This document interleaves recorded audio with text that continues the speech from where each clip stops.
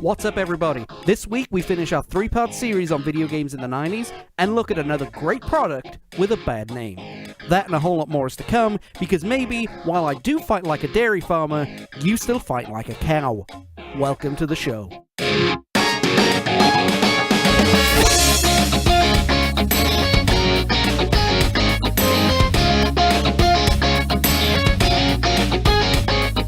You know, guys, I'm still a big fan of Monkey Island, and I wish I was on the air a couple of weeks ago. I'd have been able to tell you about the deal that Monkey Island was on sale on the Steam Workshop, but oh well, never mind. Hey guys, how you doing? I hope everybody's doing well this week. This is the Season 3 season finale. Yes, I know. We were going to go longer, but a combination of a serious head injury I suffered and a severe sinus infection that I've been nursing the last couple of weeks, and a lot of personal life issues are going on, and I really haven't got the time to focus on the podcast. If you want to know a full detail of what's going on, check out our extra episode 6. That's up on our YouTube page. That's in the feed. If you're listening to this, listen to last week's episode, and that's what we've got. So, the next season that we will be back on September 1st. It's a new day, and we're going to do some retooling, but that's it for now. You know, we'll go ahead and talk more about it later. So, I wanted to get my opinions on the World Cup out of the way before the World Cup is over. By the time you listen to this, the World Cup is over, and either my second team, France, or Croatia will be walking away with a famous trophy. I hope France win it. I really do. I've always had a soft spot for the French in football in terms because of the old Arsenal connection. You know, the likes of Henry, Vieira, Petit, Perez, even now to the likes of Giroud. I know he's not everybody's favorite hunk of man meat, but he's one of mine, and yeah, Giroud is awesome. I wanted to talk about a couple of things in regards to the World Cup real quick. First things first is this whole furor that Welsh, Scottish, and Irish people should support England or shouldn't support England. While I agree that naturally Welsh, Scottish, and Irish people should not support England in any way, shape, or form due to the socio-political stuff that's gone on over many years and many generations, the English should not expect us to support them because we are not English. That's a fair point. However, in my opinion, it does not make you any less of a Welshman, Scotsman, or Irishman to support England. We live in a free society, or we're supposed to live in a free society, and I should be allowed to support whoever in the damn well I want to. Now, I don't want to support England, but I know, like my grandfather. My grandfather was a great guy. He was as Welsh as they come, and he supported England during these tournaments. To say that he was any less Welsh is horse shit, you know? In my opinion, you should be able to support whoever you damn well want to, and you shouldn't have to be told who you can and can't support. So, if you're Welsh and wanted to support England, good for you. If you didn't want to support them, great for you. In my opinion, I didn't want the English to win, not because of any rivalry, but to be honest, I was completely indifferent to them. I'm an Arsenal fan. There was a lot of Spurs and Liverpool players in there. I can't support that, you know. But in all seriousness, what's the best way to say this? I found the whole people put in Sweden and Croatia and the flags in their name to be really childish. I mean, really, you got 35-year-old men, 36-year-old men doing that, and I'm thinking, wow, what a life you must have. So, you know, that's just my opinion on it, and if you don't like it, I really don't care. You can tell that my give a damn is a little bit busted this week, but oh well. So that's really my opinion on the World Cup. Come on, France, and if you don't win, then it's Croatia for everybody, which would be an achievement in itself, because Croatia wasn't even a country, 30 years ago. And, you know, for the English folks, it's coming home. Not the trophy, but the team. So, so that's what we've got. Okay, guys, now that the ones I haven't off, if you go to Facebook, Twitter, Tumblr, look at Because Maybe Pod. That's our official social media sites. We have a blog, BecauseMaybePodcast.wordpress.com. And if you're on YouTube, search Because Maybe Podcast to listen to sample episodes and so on and so forth. Now, I'm joined by Gregg Greggory, and we take a look at the remaining times of video games in the 90s, and we will see you after that. Cultural impact. Alright guys, we are back, and I say we because I'm once again joined by Gregg Greggory as we talk about the last stage of video games in the 90s. How you doing, man? Pretty good. Sweet. This week we're going to be talking about basically the evolution of video games in the 90s. How they went from being simple to more complex, I guess you can say. So, we're going to start off by talking about the 5th generation. Now, you know what the 5th generation means. I mean, we all do, right? That means that's the time where the console companies bring out the next console. So PlayStation 4 and PlayStation 3 are 2 different generations, so to speak. And during a generation, everybody uses kind of the same hardware or similar hardware. You know, so we're going to be talking about the 64, the Saturn, and the PlayStation. And we're not going to be talking about any handhelds because it wasn't a handheld generation. No, handheld was still going strong with like the Game Boy Color. Yeah, Game Boy Color. Game Boy Advance. Sega Saturn, not Sega Saturn, excuse me, Sega Game Gear. I think it was? Game Gear. Yeah, that was a hog on batteries. It was, but it was really powerful, and I like that it was backlit, full color. You know, full. It was the first full color handheld console. So yeah, it was a bastard on batteries, but yeah. I mean, I remember using a new fresh set of Duracells. Product placement and no. Sponsor us. Sponsor us. Throw some money my way. Come on. But I remember putting a new pack of Duracells in there, and an hour later they were dead. That's how much a Game Gear was a hog. But not just talking about the consoles up there, but PC gaming is starting to take off around about the mid-90s because of the limitations. I mean, we laugh about it now, but Windows 95 and Windows 98 really... groundbreaking. Yeah, they really set the powerful, tone. Yeah. And plus, PCs are becoming cheaper at that point. Yeah, they had finally, like many things, they'd finally got to the point where it was a consumer-forward product. You were seeing it become more and more affordable. I mean, there had been computers used for lots of things years earlier, but there was one of the first supercomputers was twice as big as the room that we're in right now, which is, you know, a medium-sized recording studio room. Yeah.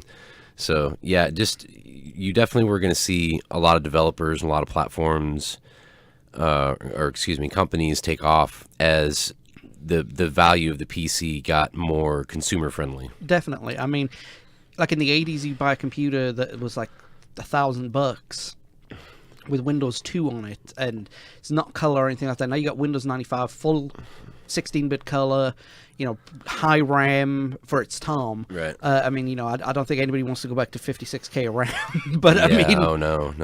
You know, but I mean, like the things in Britain especially, I don't know how popular they were over here, but things like the Commodore Amiga, the Spectrum, the Amstrad, so on and so forth, they kind of died when like proper PC Microsoft and Apple started dominating the market. Yeah, well, I mean, the earlier computer-based consoles were extremely limited in a lot of different ways. We talked last week about how there was a very regurgitative sort of attitude going on with games, and even now today we see that how computer games offer a little bit more flexibility and a little more, especially when you talk about games that you can modify. Definitely. You can add add-ons to, and we even see that now in console games, which is something that spurned from that. But yeah, I mean, it was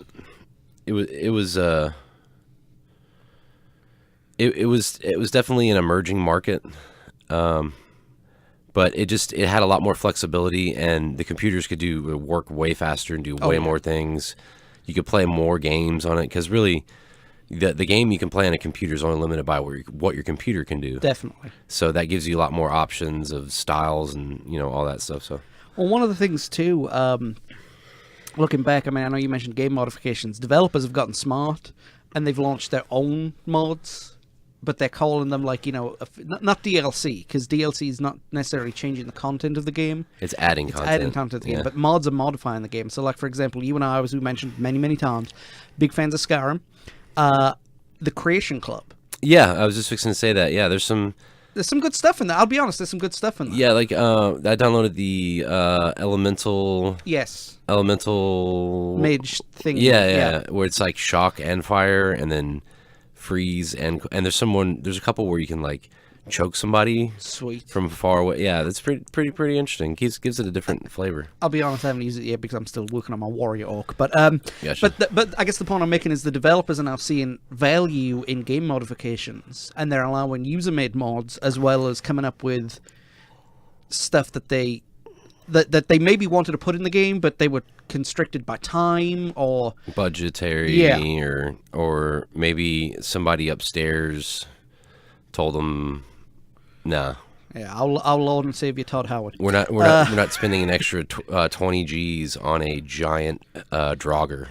No, we leave modders to take care of that. Yeah, but and leave it to modders to have the only correct unofficial patching up all the glitches. Yeah, leave it to them. But yeah, if you play Skyrim, I'll tell you what, I'll do an extra episode dedicated to Skyrim in the next couple of weeks. Cool. That'll be awesome. But with PC gaming rising, casual gaming started to take off.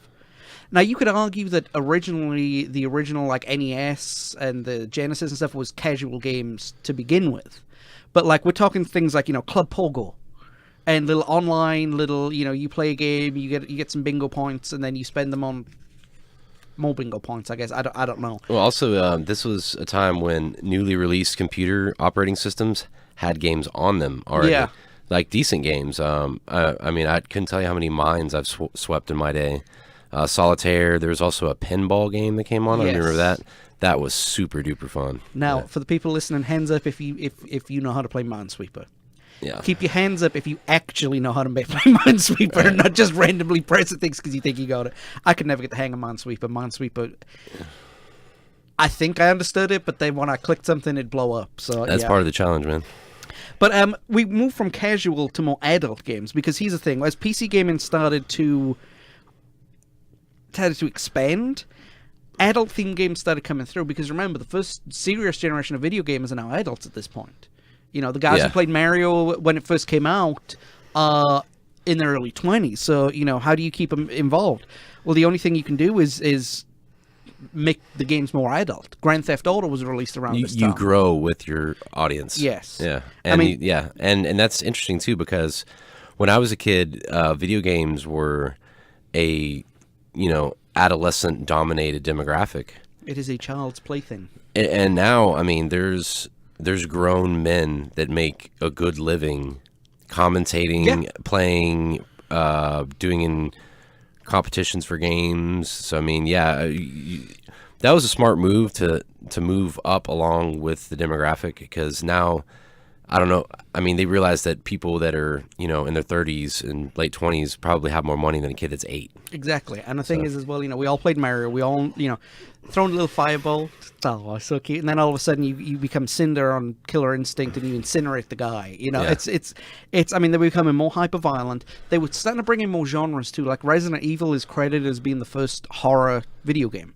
Now, I don't know if that's true or not, but I mean, that's what they've marketed it as. And then you've got things like, as we mentioned a couple of weeks ago, Lara Croft, with the shorty shorts and the increased bust size, to get the horny adolescent teens in there. It's just, they became more suggestive, excuse me, and they were aiming for an older audience. The downside of that is like everything in the 90s, the developers grew up, but they didn't kind of keep the younger audiences that would replenish them engaged. Right. I mean, okay, I know I spoke a couple of weeks ago about pro wrestling, right? I spent 3 episodes talking about it. But one of the things that both the wrestling companies had was they'd have scantily clad women, calling each other skanks and hoes, and getting their knocks out, and, wearing bikinis to the ring. But the same 7 to 12-year-olds were still watching every week as they were 5 years before that. And the video game industry was kind of similar to that. They were putting out these hardcore, hyper-violent, adult-themed games, and more children's games, for lack of a better term, were left in the dust. I mean, well, it was a demographic shift. And another thing you have to realize, at this point in time, there was no such thing as the ESRB. No. There was no such thing as a video game rating. What we're seeing here, and what we're going to talk about in the next couple minutes, are direct effects of these types of video games becoming prevalent in our society. Definitely. There was, a group of people that decided that it was fair at least to warn people if they're going to see suggestive content. Yeah. I'm perfectly fine with that myself as a father. Yeah. I don't think my 7-year-old needs to play Manhunt on PS3. Or where he's hunting down people like a dog. But that in its way is it gives people the opportunity to know what they're getting into, and also for parents. Yeah. Which therein really gives them more freedom because it keeps you from seeing something you don't want to see. Exactly. And now a lot of parents see, the thing is, the difference between video games and movies, I guess, right now, and we'll go into it a little bit deeper, but how many times have you seen like a 10 to 13-year-old wanting the latest Call of Duty, Grand Theft Auto, and the parents just happily going along with it? But yeah, if they wanted to get a movie that was rated R, they'd be slapped out of the store. I think the parents who weren't raised on video games don't understand why those ratings are there. Yeah. Because they seem to think, well, it's just animation and it can't be that bad. And then you've got one of the things in Grand Theft Auto was, I'll stick a gun so far I'll shoot your eyeballs out. It was a literal quote from the first mobster that you met. I remember clearly at one point in my life when me and my stepdad at the time were really into Jean-Claude Van Damme. So we were watching Universal Soldier, Bloodsport.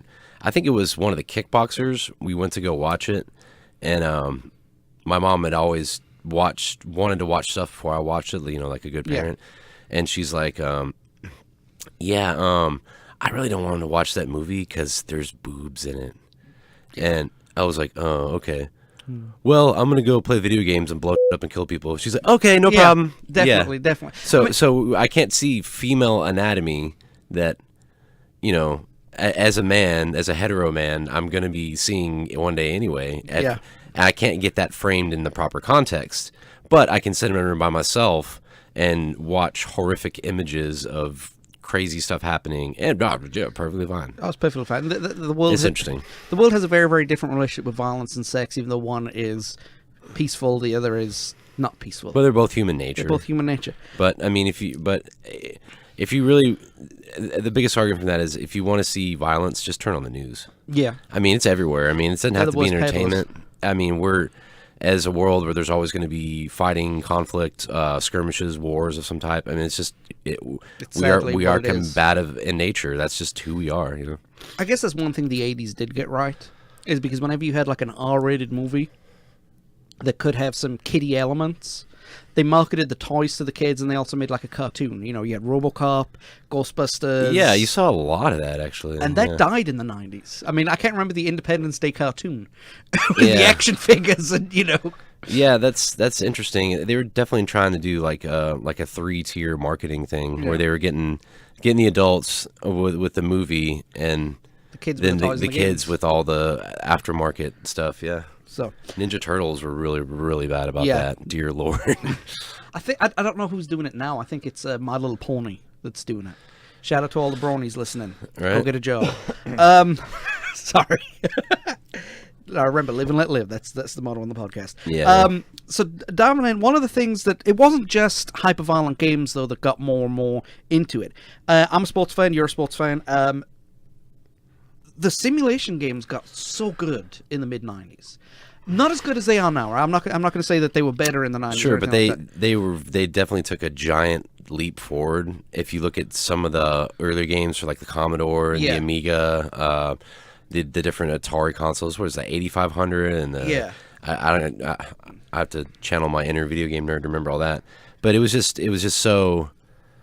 It took big strides because they made a lot of advances in mapping and dimension and stuff like that. And you start to see, instead of 4 or 5 colors in one level, you start to see the whole spectrum. That gave it more depth. It gave it more, As a fan of the game top too, and a fan of realism in games, I like the fact that now, say I was playing FIFA as Wales, and instead of having David Llewellyn and and Barry Smith, I was actually getting the real Ryan Giggs, John Hart's, and Gary Speed, and so on and so forth.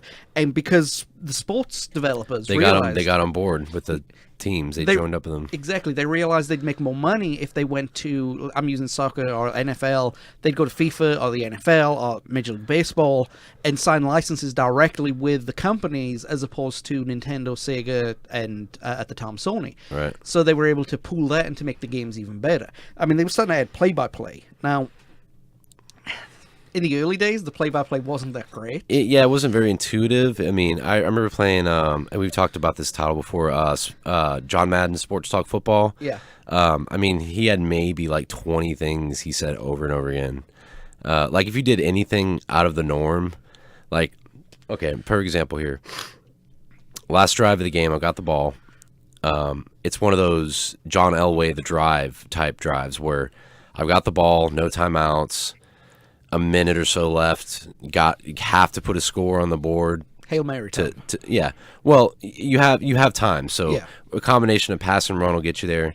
So I'm close to the end zone, maybe like 8 or 9 yard line, and it's like 4th and 1. Okay, in any NFL scenario as this, you go for it. A field goal doesn't help you. If you turn it over, well, a field goal won't help you anyway. You turn it over trying, right? Yeah. So I went out there to go for it, and the John Madden, and they're going for it. I can't believe it. It's like that is a practical application of that play. I mean, come on, dude. Like if it were 4th and 19 and I was down by 35, like in the first quarter, yeah. But it's like you're right there. This is it. It was very sterile. It was well. But it was good. It was a good thing. It added some depth to it, but yeah, it wasn't very intuitive. Back in FIFA 97 days, they had English legendary commentator John Motson recording, and they kind of didn't get him to record all the phrases in the correct tone. And so it was like, and there's David Beckham on the halfway line, dribbling to the area now, and it's like, whoa. You can tell there's some splicing going on there. I think the sports games became more popular when they added the realistic rosters. Definitely. That to me, yeah, I think that was a big thing. Because man, you can play as Bo Jackson and Tecmo Bowl. You know what I mean? Yeah, yeah. That's hilarious to me too. That football games were once side address. Yeah. I know that's how we watch it, but for the most part. But you've got to play it landscape view. Dude, I have to now. And they introduced a new thing in Madden where they like flip the defense. So where you're like, normally you're always looking at the closest to the screen. Well, the quarterback's butt is always pointed at you. Yeah. So on defense, you're used to that orientation of you're in the background facing the foreground. Yeah. When they flip it the other way, to me, my muscle memory just goes, what? Because when I'm flipped that way, I'm playing offense. You're great at playing defense. But yeah, I mean, this was the golden era for sports games. Also, another thing, I don't even think it's on this list, they started doing college games. Yes. And there was a huge issue with that a few years down the road. And a couple years ago, they stopped making NCAA titles. Because of licensing rights, image rights. And I think I've never understood the idea that NCAA players couldn't make money off their image and sponsorship. I've never understood that. Yeah, well, I mean, think about it this way: if they were allowed to make money directly off of their likeness while they were a college athlete, then they wouldn't technically be a college athlete; they'd be a professional athlete. True. On the one hand. That's so. I've actually made suggestions for this before. I think what they should do is if they do like some kind of licensing deal, like okay, you have money that goes directly to the program. Yes. Like people buy tickets, and granted, they buy tickets to go see these players, but individually, you can't really quantify that. No. You can be like, okay, man, that'd be one who you're here to see. Okay, Jeff Jackson. Okay, well, you wouldn't do that. So how about you give them all the residuals from the licensing off of their likeness? So say they're in NCAA football, they've got jerseys, they've got blah blah. Take all that residual money and stick it into a fund that can only be accessed once they are no longer in college. And then once they accept that money, they are no longer eligible to be a college athlete. That's actually a great idea. I think that's what they should do because the NCAA is not hurting for money. Oh no. They were making a killing off those games. So if they could bring those games back and license everybody, I think everybody would win in the long run. Definitely. But what do I know? No, but that's actually a great idea. We're gonna move to N64, and the note I wrote here was Nintendo make a series of great games, but they're overshadowed. Overshadowed by what though? They're overshadowed by, and we'll get to what they're overshadowed by. Sony, because Sony blew everything out the water in this era. They completely did. The CD capability, I think, is what really sold me. Yeah. I think so. A lot of because it showed that they were embracing new technology.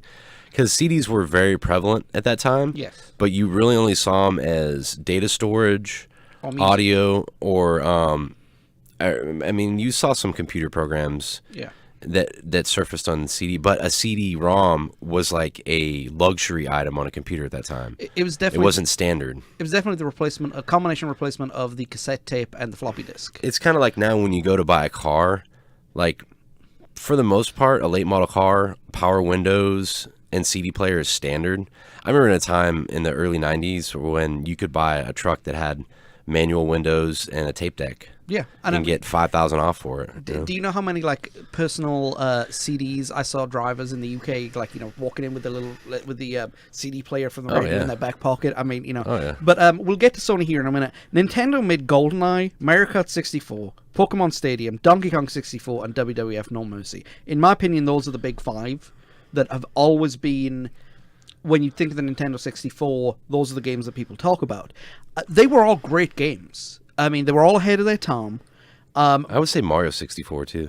Yeah, Mario 64 was really, really good. I never played Pokemon Stadium, so I'm not really too sure on that one. But in the all in all, it's a pretty good, pretty strong list. Pokemon Stadium was, I guess, the equivalent of Street Fighter with Pokemon. Oh, so Super Smash Brothers kind of. Yeah, so like instead that? of saying Pikachu use electricity, it's super effective. You actually controlled Pikachu in the battle and shot electric bolts at him. Oh, that's cool. But it was matched up the same way as the card game and the series and so on and so forth. That sounds cool. But all these great games, GoldenEye is still talked about as one of the greatest first-person shooters of all time. Oh, I'd stand by that to this day. Don't go odd job, though. Never go odd job. Oh man, why not? Because you lose more friends in Monopoly. I was gonna say, yeah, he's hard to hit. He's got a bigger head, but he's a lot shorter. Mario Kart 64, I still play to this day. Yeah, that's a great game. It's a great game. WWF No Mercy is widely considered among the wrestling community as the greatest wrestling game of all time. And Donkey Kong 64, in my opinion, cleaned up the mess of Donkey Kong 2 and Donkey Kong 3 from the NES. I like what was the one after that? Donkey Kong and Diddy Kong or something like that? That one was a lot of fun. I think I played some of the other one. And then it did something that Nintendo always does. It brings something innovative into the system. The Rumble Pack. Yeah, They were the first video game carrier to add haptic sensory to their games. Yeah, I mean, everything now has a rumble. And it's not that unique. But back then, it was really, really unique. no, that was groundbreaking. Yeah, And I mean, Sony counted with that, which we'll get to here in a second. But I mean, it also doubled as the save pack too, so that the cartridges didn't have to have space for saved games anymore. They could be focused more on the content and the graphics, and that's why the 64 was able to use cartridges like they did at that time, as opposed to, say, when they went to that little GameCube CD, which is about the size of like a coaster. a peach. Yeah. Yeah, But, I mean, the 64 is underrated, and if Sony hadn't come out with the PlayStation when it did, I think it would have blown everything out of the water. But as it had to compete with Sony, it just felt a little samey. passe. Yeah, it's like, oh, look, a cartridge thing. It was like, oh, how adorable! Look at this. Hey, look at this CD, and look at this, black, display with it's perfectly symmetrical, very sharp looking, very futuristic looking. Yeah. Shame Sega didn't learn that lesson, because the Sega Saturn sucked. Yeah, that was. I don't know. I played a couple of good games on it. Overall, I thought the controller was kind of cumbersome. Yes. It had like this sort of like aimer like glass thing in the middle. Yeah. And I get what they were trying to do with it. And I think that Sony borrowed a little bit of that with the PS4, with the touchpad they have now. Yeah. But overall, I felt it was kind of clunky. And since it was one of the flagship CD systems, it was very slow to load. Yeah. It was full of glitches. And I think after the success of the Genesis, Sega kind of... They didn't realize, like, yep, I'll work here. Yep. Oh, you mean Sony are coming in? Oh, crap, we got to do something. Get it out. And Yeah, then yeah. when they got it out there, they realized they were done. I mean, the games were expensive. They were okay in terms of quality, but I mean, when it's your flagship system, your flagship games, your flagship everything, Nintendo has not made a bad Mario game. And what I mean by that is in the Mario series. I'm not talking about like, Mario Kart, Mario Paint, Mario Tennis, Mario wallpaper, whatever. Like in the Mario series, every Mario game has got a good plot. From just jumping over a platform to save the princess to finding out Bowser has a son. They all had good plots, and when they were launched, they were made sure that they were at the forefront. The Sonic game wasn't very good for the Saturn. It wasn't, and it just, I don't know. They went back to the drawing board, but that, I think, is what led to their downfall. And after playing some of the offerings in the late 90s, early 2000s of Sonic, it's like their heart was in the right place, but they just couldn't really, they didn't have the means to make it work the way they wanted to, like the fully 3D games and stuff like that. There's just so many clipping issues, and just the other thing too, the dynamic camera. Oh. We have them now in most games. Like, say for instance on Skyrim, Yeah. it's your right stick, just for reference, because it helps you turn and look each direction. For that, when they were having to deal with the camera readjusting, it was a huge pain in the butt, because it never went where you thought it was going to go. Because, like, if your body starts turning left, it would like turn around and point at you. It just And then you were like you were still pressing up because you're trying to go forward, and then you would walk backwards because your perspective changed. It's just a nightmare. They were trying to program the next generation of technology on the generation they had, and it just didn't work. Yeah, and Sega tried really hard to stay relevant after the Genesis by Sega CD, and they had like some type of add-on thing that went in the console. Yeah, like the 32-bit. Yeah, double the bit of it. Yeah, they tried really, really hard, but the console just got bulky. And I've heard my brother had 2 Sega CD systems. He said they weren't very reliable. No. If you drop it or if it gets something falls on it, I mean, it's over. Well, we've danced around the bush, but Sony are king at this point. They are making high quality games because the amount of data they can put on a CD-ROM for a start. Yeah. The processing speed that they have in their machine, the fact that they had super fast laser technology reading the CD. I mean, nowadays you've got to install games because they're so big, but I mean, at the time, there wasn't any internal hard drive. Live action cutscenes. Yep. I mean, that's something we were all crying out for. Nowadays, I mean, you'll see commercials with not actual gameplay on the thing, and they'll show like, what the game could be. And that's what Sony was kind of doing at the time. Yeah. The DualShock controller stole the idea from Nintendo in a way. Still, well, they took the haptic idea and they put it in something a little more usable, user-friendly. It didn't add any bulkiness or weight or anything to the unit. I mean, it didn't negatively affect the experience at all. It added haptic sensory to it, which, in certain games, it'll creep you out. Yeah. Or give you a thrill, I remember playing Tekken the first time.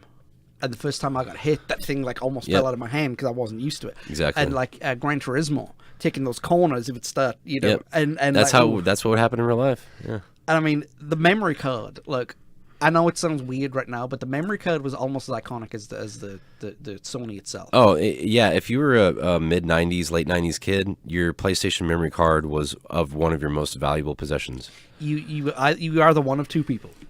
You had 5 memory cards with 15 slots each. Or you bought one of those like 32 megabyte cards that had like 1,000 slots that would crash after 2 weeks. Oh.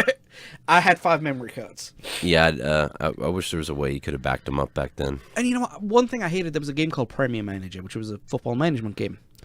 It took all 15 slots on the memory card. Jeez. Yeah. So good luck playing anything else. Maybe they just want to dominate your memory card. They don't want you to play anything else. It's a marketing strategy. Definitely. But I mean, at the time, Sony had better graphics. They had better games. They had better. They were better. And ironically, they won the console war of the mid-90s without even taking part. Yeah, they. Well, I think that they knew what other companies could do, and they knew what video games could do, but they sort of ignored that and did their own thing. Yeah. Which is the formula for Nintendo in the beginning. Yeah. They weren't paying attention to what Atari and Commodore and all these other people were doing. they're like, no, dude, we're Nintendo. We're gonna find something innovative to do and put our, make our mark. And I think Sony's collaboration with Nintendo kind of gave Sony an insight as to what the video game industry was, and because they had a little taste, and they knew what Nintendo was capable of and how they could move forward. So by blowing them out of the water with a machine that was twice as powerful and everything that we've mentioned, I mean, Sony PlayStation 1 is one of the greatest consoles of all time, and it's definitely one of the most innovative consoles of all time. Yeah, it was a stepping stone into the generation we have now, because now we're at the fourth version of the PlayStation, Yep. and the fifth is. Years down the road. Yeah, I've heard it might be even sooner than that. It could be as early as next summer. There you go. So, Great, I gotta buy a new machine. right. Well, that's actually good for me, because then I can take my PlayStation 4 up to the office. There you go. Play it during lunch. That's right. But as this time goes on, gaming is becoming more and more mainstream. As we mentioned earlier, adult gaming is becoming more socially acceptable because more and more adults are playing games. In pop culture, it shows adults playing games in movies and TVs and videos. Now, before they wouldn't do that; they'd just have kids playing. But is it Mallrats or Chasing Amy, where Jason Lee's character is playing NHL hockey on Sega Genesis? I can't remember. It's one of them. It's one of them, and that Forever. was I think that was the first time you ever saw an adult playing a video game competently. Because you'd see in the movies the adult pick up the video game and not know what he's doing, and look at the technophobe, and then In The Wizard, actually, when they're traveling, the dad, there's the younger kid who's like the protagonist, and there's the older kid who's his brother. Yeah. They're brothers. He comes in from somewhere, and his dad is like playing Nintendo, and he's supposed to be playing Legend of Zelda. And they gave him some ridiculous line that made him sound like he knew what he was talking about. He's like, oh, hang on, buddy, I just gotta get these wizards at level 4 real quick, and then I'll be done. And he's like moving all around, like his movements control the controller. Yeah, I remember watching adults play video games when I was a kid. to be It was fair, awkward. if you didn't turn the control pad in the direction which you wanted to go, Right. were you really playing a game? No, I remember I was about 6 or 7. I had this babysitter, and I have to back up for this demonstration. As babysitter, she would like hold her controller out, like away from her body, and I'm like, okay, that looks really awkward. And then when she played Mario and she would jump, she would literally like jump up with it and like pull the controller and her body, and it was like, man, you're that was like the inspiration for the Wii, Wii probably. Yeah, they must have had a spy camera up in there 30 years ago. And one thing about the 90s too is not just video game culture, but nerd culture in general. Stuff that, the hobby culture was becoming more and more acceptable, and gaming was considered a sincere hobby. I mean, then you had specific video game stores coming out. It became specialized in a lot of ways. Yeah. As it became more commercially viable. Absolutely. And then obviously the human characters in the video games started to become sex symbols. You had Lara Croft. You had the woman, I can't remember her name, in Resident Evil. Oh, tip of my tongue. Sarah? I think so. She was played by Mila Jovovich. Yeah. I always stutter when I say that name. Yeah, she's, yeah. The worst part about that was that led to the furries. Again, live and let live, everybody. I just don't understand it. That's oh, look, there's a sexy Tails. Yeah, I mean, you did see that too, like even in titles slightly before that, like Street Fighter 2. Chun-Li. Yeah, Chun-Li with her, Orchid from Killer Instinct. Yeah, with their meat pillows proudly on display. And it's interesting too, because if they sexualized men the way that they sexualize women in games, like Guile would be in like a G-string thong, and nothing else. Well, Zangief was all muscle in a thong, wasn't he? Yeah, he had like a pair of Speedos on and some boots. But he Russian wrestler. He's supposed to look like that. But I mean, because of this more and more mainstream, it did have a lot of impact on society. I guess you can say. I don't want to say it was the death of outside playing, but I mean, in the mid-90s, you saw like cul-de-sacs in the suburbs, and there was kids riding bikes and everything.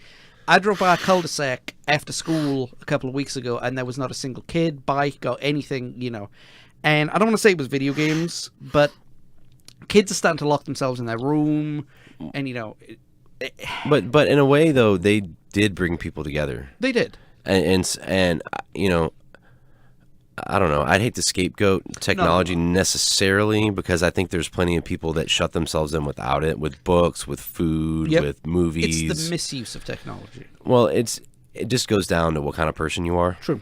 I mean, it's like the people that want to blame other people's what they do because of What they listen to. other things that, well, I'm going to say it very generically, but like very other factors in their life. Well, those things don't necessarily make them do anything. It was a conscious decision all around. So I think it just goes back to what kind of person you are. Because look, I knew a kid that sat in his room and read all day. That's what he wanted to do.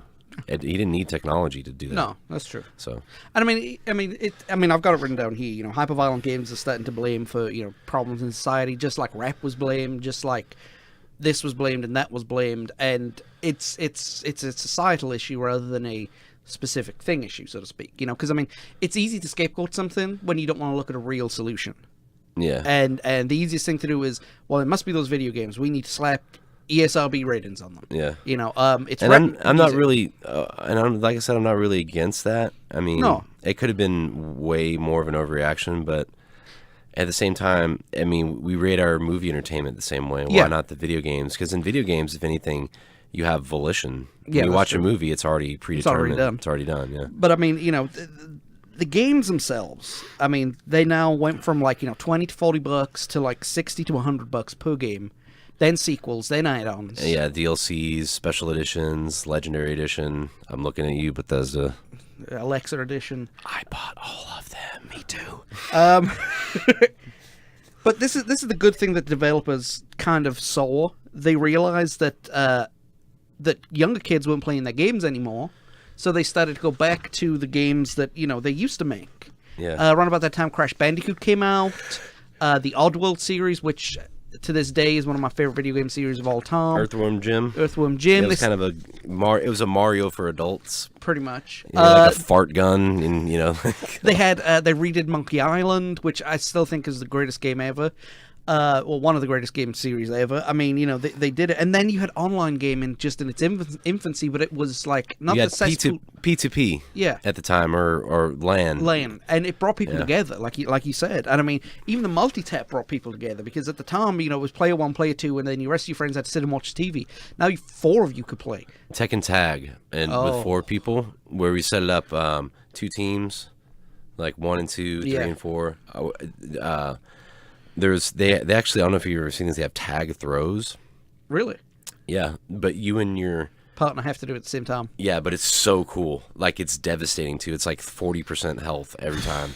Yeah, I mean, it's bad. Yeah. And I remember like we started playing FIFA tournaments during our off time in college, and with the multi-tap out, and it was me and someone else, and someone else. We'd make a bracket and make a tournament. Yeah. Winner gets free drinks for the week. Because remember, kids, you can drink at 18 in the UK.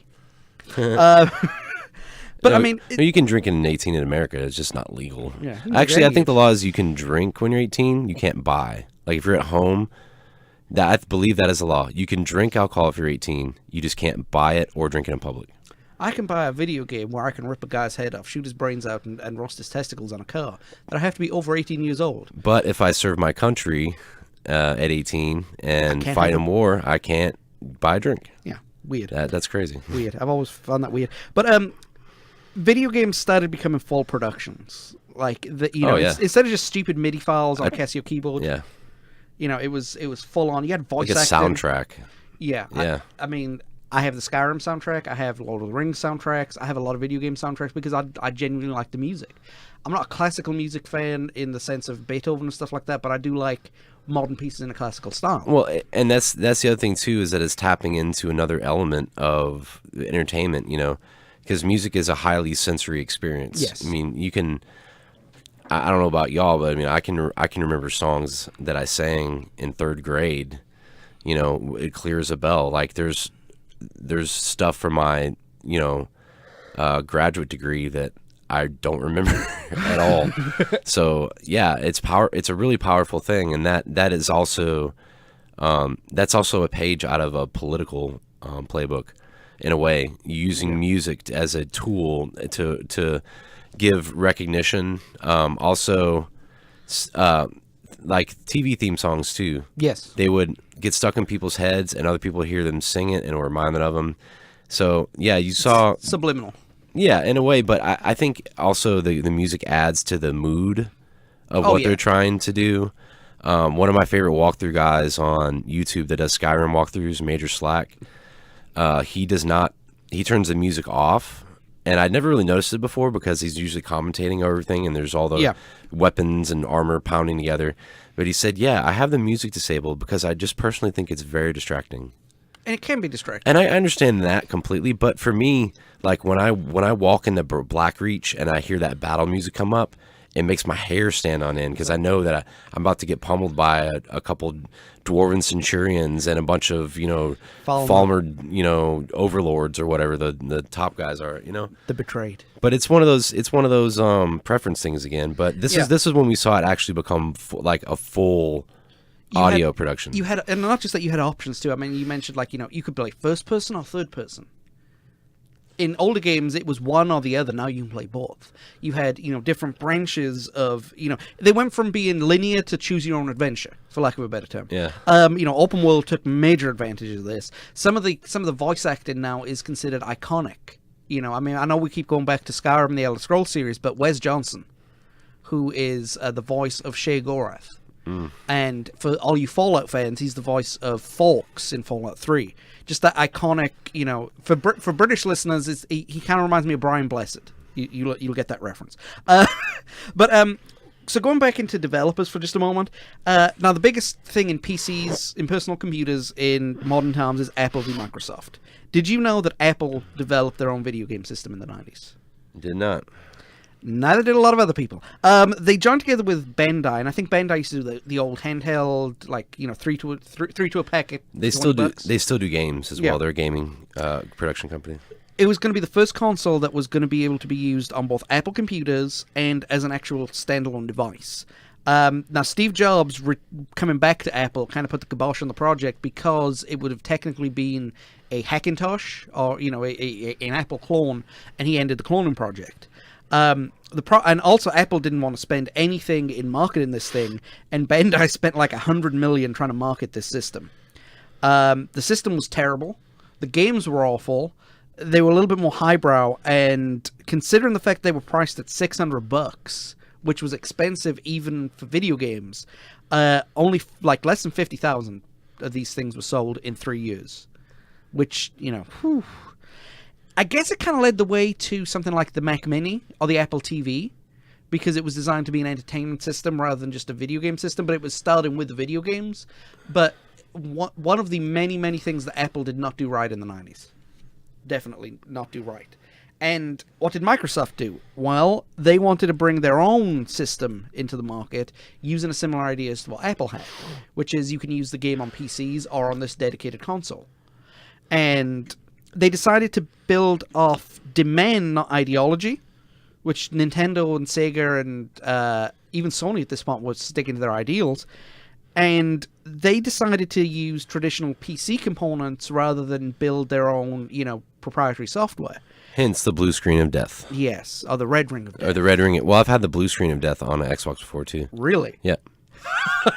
I'm sorry, dude. That's... Yeah, I lived in a house with a lot of smokers. Maybe that had something to do with it. I don't know. Yeah.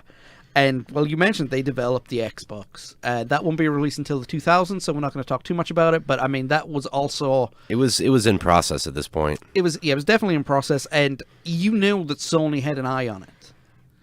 Because Sony were going... Yeah, we're trying to go for market domination. And now they're like the Pepsi and Coke of gaming consoles. It's one or the other, Unless you're a Nintendo fan, then you like RC Cola. But Sega, to be fair, after the flop that was the Saturn, they decided, you know what, we're going to come out with this machine and we're going to blow everybody out of the water. And they did, the Dreamcast. Widely considered one of the best video game systems of all time.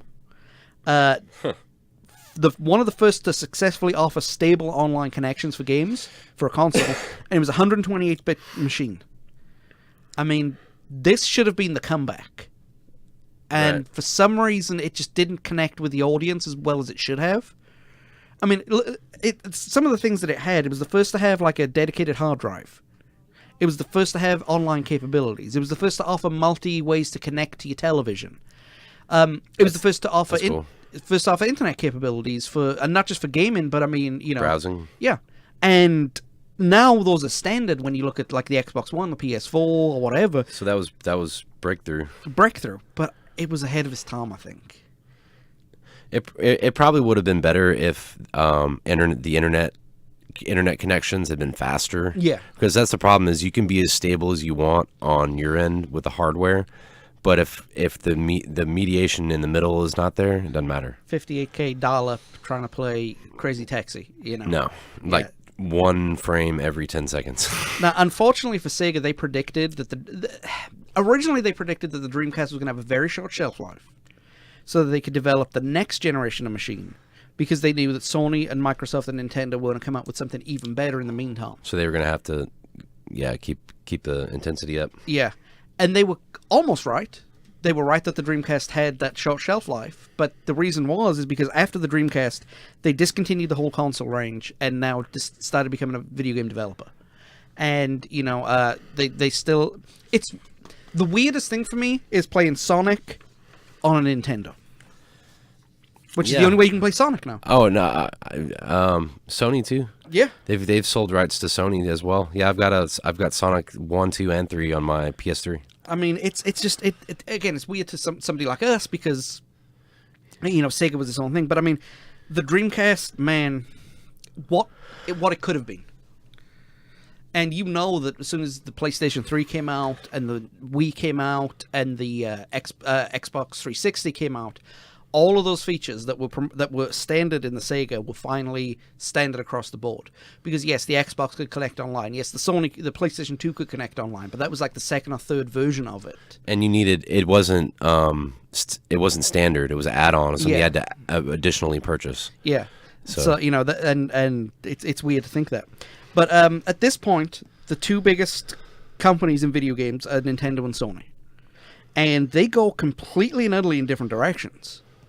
I mean, you had the PlayStation 2 that was in development, became the first, ironically, true entertainment system. I mean, you could, games now come on DVDs. So, yes, you have online capabilities. You had to buy an add-on, but you still had them. It was backwards compatible without having to buy any extra hardware, which I think was the first of its kind. And I don't understand why that's not standard now. I mean, in my PS4, I should be able to play any PlayStation game. Well, you can download it. No, not everybody's online. And not only that, but I've already bought it. Exactly. I already own it. I just want to be able to stick it in my console and use it. Thank you, emulators. Yes. I mean, you can play the whole PS1 catalog on a PlayStation 2. Nobody had ever done that before. Yep. But because they were on DVD-ROMs instead of CD-ROMs, that also meant it doubled as a CD player and as a DVD player. Yep. So in theory, Sony kind of cannibalized their DVD market because people would go out and buy the cheaper PlayStation and have an all-around entertainment system as opposed to buying a Sony brand DVD player. However, the actual consoles themselves had a short shelf life. They did not hold up well. I had 3 of them in like a 3 or 4 year period. There's a myth going around that after 19 months the laser would burn out. Yeah. And that's being disproven, but it's not that far off the truth. It's like there was something that caused it to crap out after maybe 2.5 years. But then again, because people were using them as DVD players, because it's CD players and so on and so forth, they weren't as robust as they needed to be for the services that they offered. Yeah. Also, the other thing, too, there's a couple of different series of the PS2. You had the first generation PS2 and then the second generation, and then you had the Slim, first and second. The first generation, one of the reasons they went Slim is because the first generation was designed to lay flat, and it was also designed to lay on its side. It had like a thing there you could... Well, most of the people that had laser malfunctions and disc tray malfunctions were people that had elevated them to one side. Because you think about it, when you lay it flat, there's no force. It's all just normal downward force that's being spread evenly across the surface area. You put it on the side, suddenly all the force is coming on one angle. And then the CD is spinning against gravity. That's true. That could explain it. There's a correlation to that. Also, and then you had the issue with the PS2 Slim Series 1 and 2 would overheat. That was the huge issue with them. My little brother got one for Christmas, and he practically could fry an egg on top of that thing. It was crazy. Nintendo carried on. Ironically, when they marketed the NES as the entertainment system, it could only play video games, and they kept that kind of focus.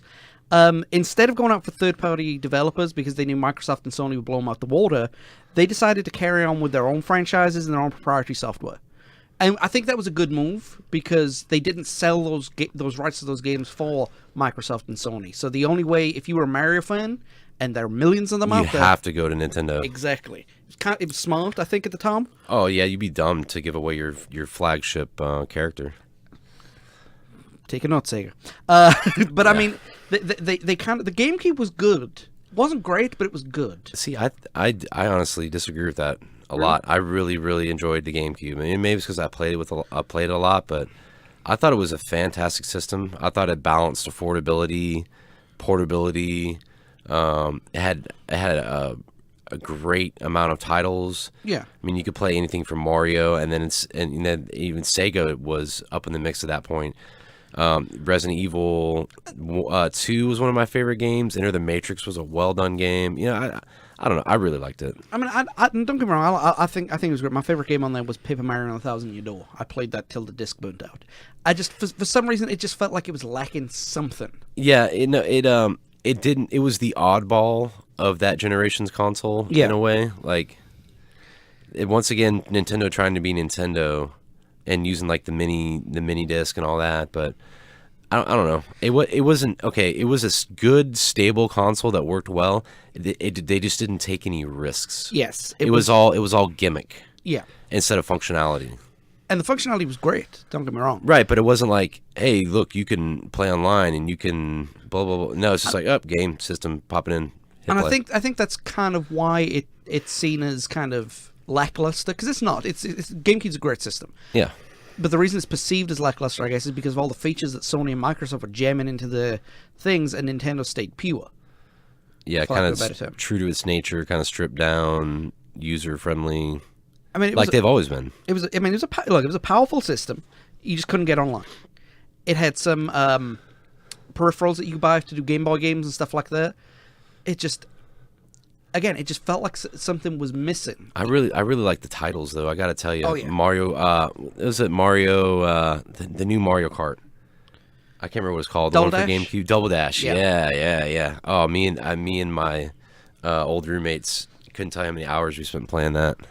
I played 3 games on the GameCube that were not GameCube exclusives.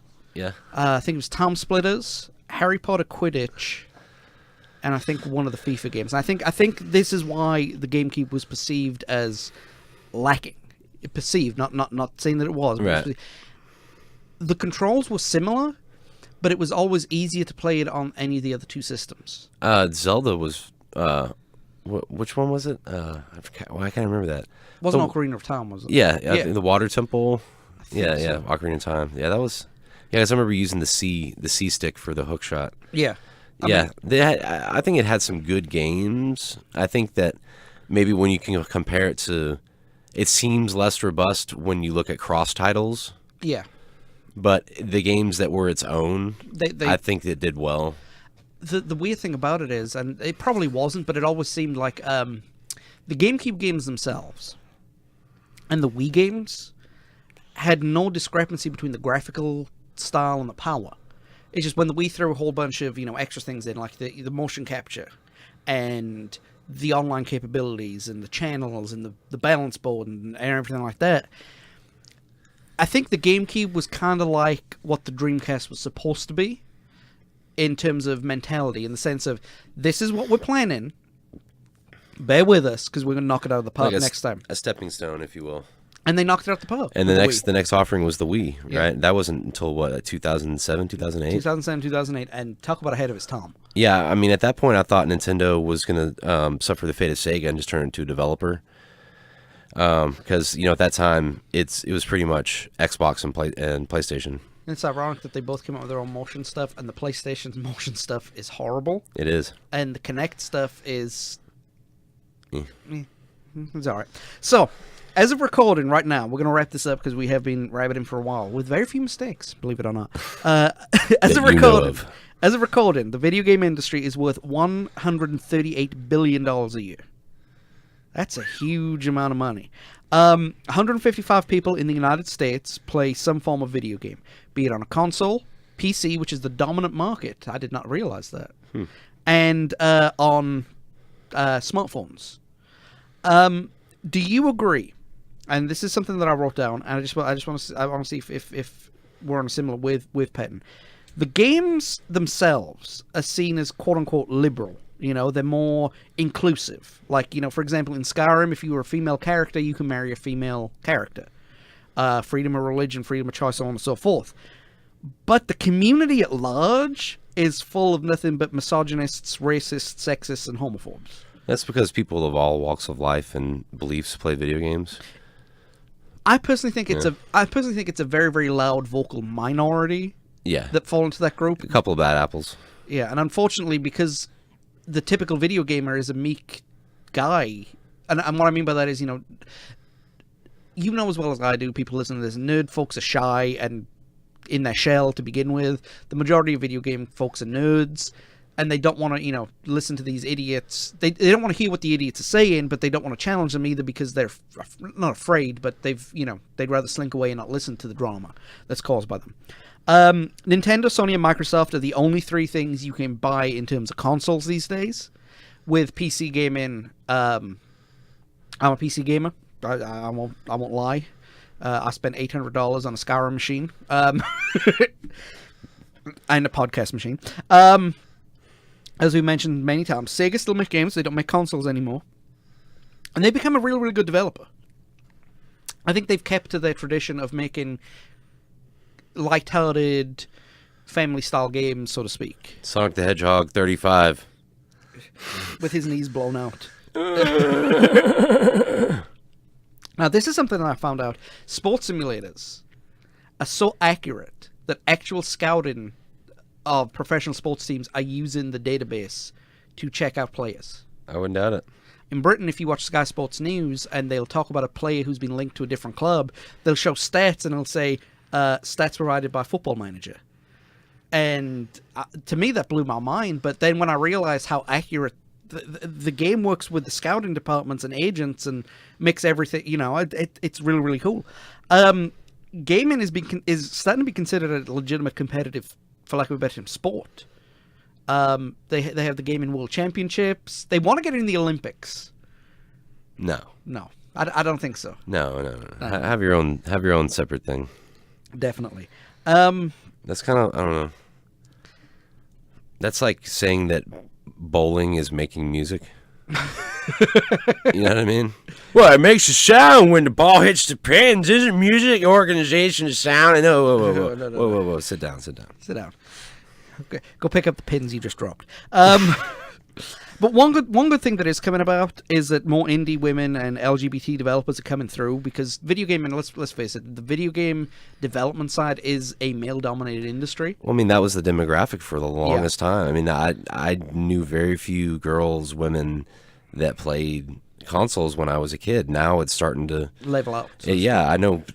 My wife is a hardcore gamer. Mine too. She's got thousands of hours of Fallout under her belt. You know what I mean? It's strange. It's weird that we parallel. You and I are big Skyrim fans, and we will play that game to death, whereas our wives are big Fallout fans and are playing the game to death. I got it for Christmas last year, and I still haven't had a chance to play it because my wife's been playing it. Sarah is still playing Fallout 3 because she just started that one, actually. She can't play games out of order, but she's playing Fallout 3 to the nth degree. She wants to have everything on the map discovered, every achievement that she can possibly get discovered, and every rare item discovered. Good luck. Yeah, she's got like 300 hours on this one character. Yeah. And mobile gaming is becoming more and more advanced with smartphones. So kind of those old handhelds that you used to buy that had one game and now gone. I mean, I've got like 8 games on my phone already. Also, Java. Yeah. And app development really had a big step in that. Touchscreen technology. Touchscreen technology was like, the possibly the greatest thing to happen to technology. It was the missing link between gaming and portable devices. Definitely. And I mentioned the issues in the community, you know, being a minority, and in some people's eyes it could be the majority, but it depends on your experience. It depends on your experience, and in my experience, but then again, I'm a white dude, so, you know, probably my experience is going to be a little bit more easier than, you know, somebody else, right? But at the same time, I still consider myself a gamer. I just don't buy into the community. I play for the enjoyment of the games rather than the enjoyment of the community, you know? You play for yourself. Exactly. And that's the way it should be. Because a lot of people who go like, I ain't buying this game because it's only got an 85% approval rating. That means 85 people out of 100 enjoyed it. Oh, no, that's not a good game. Well, don't play it then. Don't follow... Yeah, if you cut your own nose off to spite your own face. Right. I don't care about that. I mean, that's the thing. And that's, I think, the important thing about video games, if you're listening. And I've had bad experiences with gaming communities. Ignore the communities. Just enjoy the games themselves. I mean, I learned about Skyrim because of the video game community. I wasn't a big gamer at that point, but I knew of it because of the memes that were coming out. Yeah. And that's what started. I used to play Football Manager religiously. You know, I'd play Mario, I'd play whatever. And it's only when I hit in my early 30s, which I'm kind of in my mid-30s now, is when I kind of realized, okay, you know what, I'm a video game guy. Video game is my hobby. It's my way of relaxing. I don't watch television.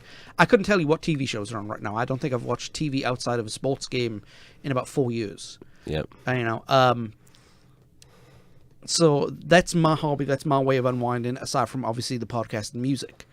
And I think a lot of people are afraid to say that they're gamers because of the bad apples in the community. But I'm proud to be one. So. Well, not proud, but you know, gamer, not lamer. Yes, exactly. I'm probably the most hardcore noob out there. So, Greg, man, it's been awesome to have you kind of backing up my ramblings and providing me with a different perspective. We will hopefully get you back on next season because, you know, sadly, this is the season finale of season 3. Well, we got a busy summer coming up, man. We have busy summer. So it's fantastic to have you on board. Always a pleasure. And now we're going to run a commercial for a great product with possibly the worst name in the history of products. Hair, the one part of our anatomy that keeps us in touch with animals. And while some people think hair on the human body is gross, our sisters and mothers usually take the brunt of this with outdated concepts in society. However, if you're one of the many ladies who wishes for your legs, underarm, and nether regions to be smoother than a marble countertop, we have the product for you. Introducing Nads. Nads? Nads? What the? That's right. You can now purchase a product designed to remove all unsightly hair with the name that 12-year-old boys use to describe a part of their body with a bunch of unsightly hair. Originally designed by an Australian mother as a natural, gentle hair removal system to help her young daughter, Nads has grown to produce many products for every part of your body, even for the guys. Remember, we are not poking fun at this useful and awesome product, or the fact that the company that makes it is a beacon of female entrepreneurship. Just the name, which means testicles, which still makes this announcer laugh. Order today to get nadded. Look, I know it's a great product, it's a great company, but I refuse to believe that an Australian did not know that Nads meant. A sincere thank you to Gregg Greggory for taking the time out of his busy day to help me with this episode. I really do appreciate it. And I want to thank Greg and Sarah for being a part of this season, for helping me out, and for giving another voice on my insane ramblings. So thanks you guys. I really appreciate it. I also want to thank you, the listeners. I want you guys to know from the bottom of my heart, I want to thank each and every one of you for taking the time out of your day to download this podcast. It has been a labor of love, and we do plan on continuing the podcast. Don't get me wrong. There's going to be one or two things that I'm going to retool on it while we got the break. If you want to know what I'm thinking of, go to extra episode 6 that was released last week. Look up on YouTube. Look up on our feed. I want to make sure that everybody's having fun, and I've noticed some trends, and I'm going to go in for it. We also have some future plans on how you guys can support us, and we can support you during the hiatus. We're also going to do episode extra 7 and 8. As I alluded to in the podcast, I might see if I can snag Greg for a chat about Skyrim. That's our favorite. It's my favorite game. I don't know about his, but probably. But it's my favorite game definitely. And you know, just to have a chat about it, you know, and put it out there for everybody to listen to might be a good thing. So there is no social media question this week because we will not be here next week. As I mentioned, we are done for this season. Now, I know I wanted to go longer on this season, but as I mentioned, life has happened. We can't really avoid that, and unfortunately, it barrels on. The next time you hear my voice will be on Extra Episode 7 and Extra Episode 8, and we will return on a new day on Saturday, September the 1st.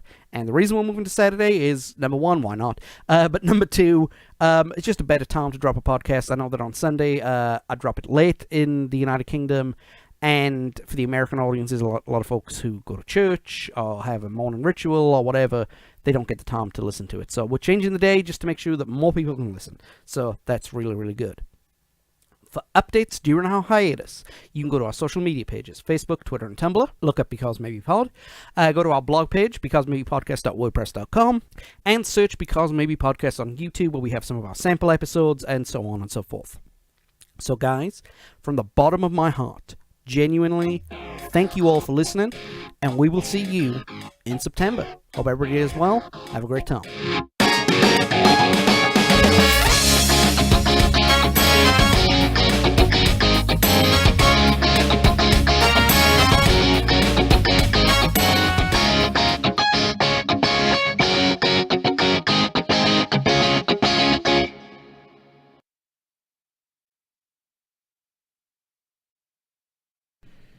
You have to do the. Or it doesn't count if you don't do the hand things. No, never mind. They can't see it, but yeah, it happened. It happened.